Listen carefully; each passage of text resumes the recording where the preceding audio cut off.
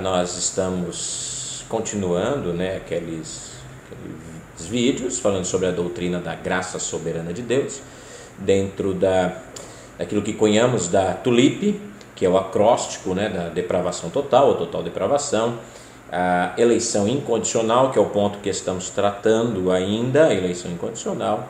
Depois da eleição incondicional, nós temos o ponto seguinte, que é a expiação limitada, a expiação particular, redenção particular, a graça irresistível, irresistível graça, e por fim, a perseverança dos santos ou a preservação dos santos. Dentro deste ponto que nós estamos agora analisando, a doutrina da eleição, nós temos que encarar essa doutrina numa aplicação particular da doutrina geral da predestinação, né?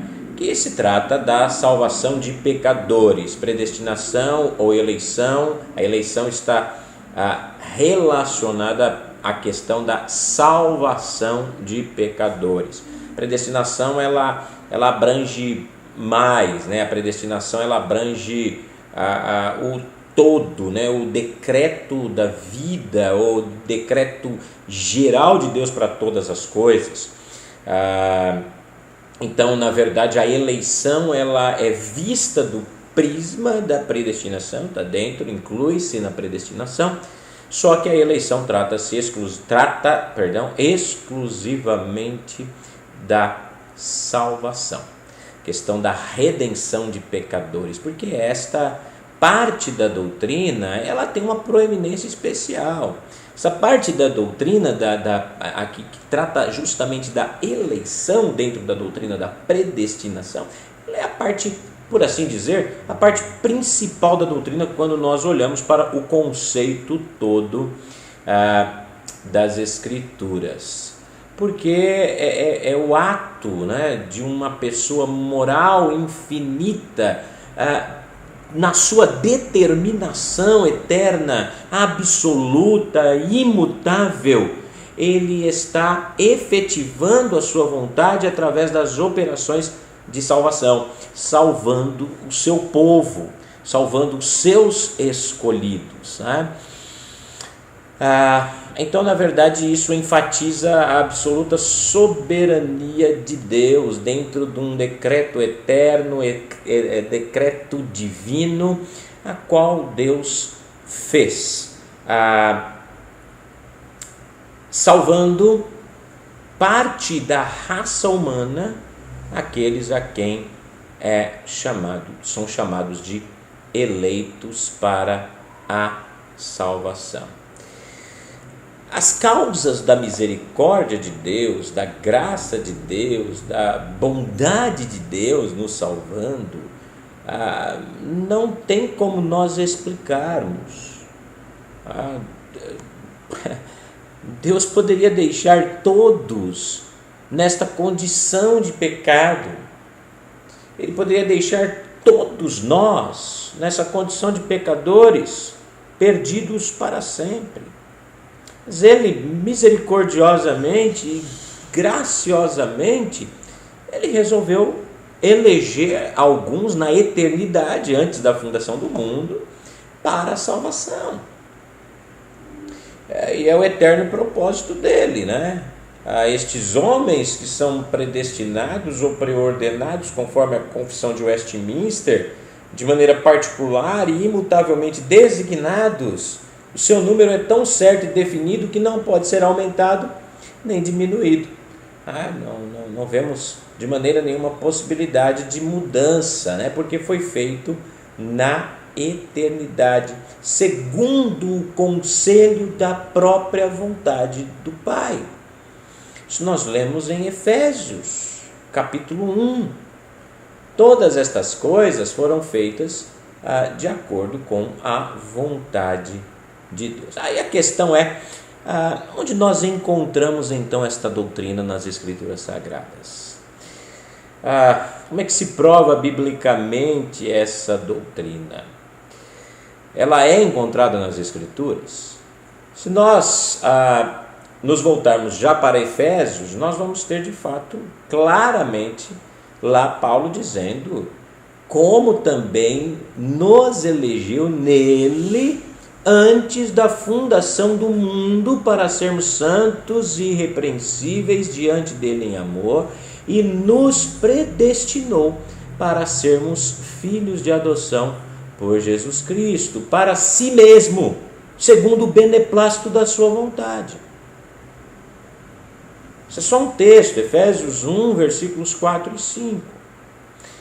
Em Romanos, nós lemos a corrente ou os elos dourados, né, que vão se ligando um ao outro, nos dando também a definição clara desta realidade, mostrando que desde a eternidade passada, Deus, na sua soberania e sabedoria, graciosamente nos escolheu. Romanos 8, versículos 29 e 30 diz: porque aos que de antemão conheceu, também os predestinou para serem conformes à imagem de seu Filho, a fim de que ele seja o primogênito entre muitos irmãos. E aos que predestinou, a estes também chamou, e aos que chamou, a estes também justificou, e aos que justificou, a estes também glorificou. Foram pré-conhecidos, pré-ordenados, chamados, justificados, glorificados. Nós temos um elo sequencial inquebrável. Isso é bíblico. Dr. Warfield diz sobre esses 5 elos dourados, ele diz o seguinte: são todos unidos em uma corrente inquebrável, de modo que todos os que estão sob a graciosa vista diferenciadora de Deus são carregados por sua graça somente passo a passo, até a grande consumação e glorificação que completa a prometida conformidade à imagem do próprio Filho de Deus. E ele continua dizendo: é a eleição que faz tudo isso, a quem ele justificou, também glorificou. Então as Escrituras Sagradas sempre apresentam a eleição como um ato feito no passado. Esse ato feito no passado, ele tem naturalmente os seus resultados ou a sua forma apresentada no presente. É óbvio que os resultados desta eleição é visto agora, como até que Cristo retorne, será visto até o último salvo. E é interessante que essa eleição ela é demonstrada pelo apóstolo Paulo usando Malaquias capítulo 1. Interessante, ele cita o Velho Testamento, ele pega como base Malaquias capítulo 1 para mostrar a soberania de Deus na eleição, mostrando que não há mérito pessoal. Não é que Deus me achou mais bonitinho, ou achou outro mais bonitinho, ou melhor, não houve mérito pessoal. É totalmente soberana graça de Deus. Romanos 9,11 diz: pois não tendo gêmeos ainda nascido, nem tendo praticado bem ou mal, para que o propósito de Deus, segundo a eleição, permanecesse firme, não por causa de obras, mas por aquele que chama, foi-lhe dito: o maior servirá ao menor, como está escrito: amei Jacó, porém aborreci de Esaú. Não eram gêmeos nascidos, eles não tinham feito nem bem nem mal.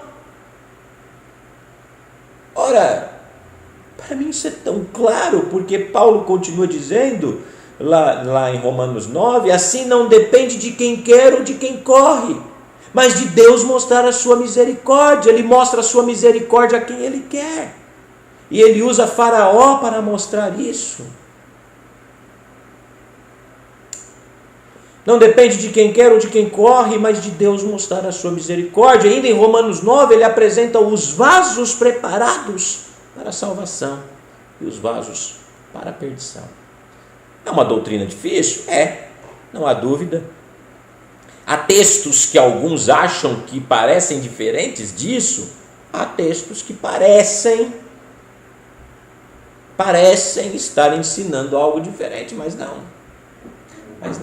Um dos próximos pontos que nós vamos analisar e passar para vocês que nos acompanham nos vídeos é mostrar essas realidades aí de versos bíblicos que são usados para dizer que Deus quer salvar a todos, né? João 3,16, normalmente muito mal utilizado.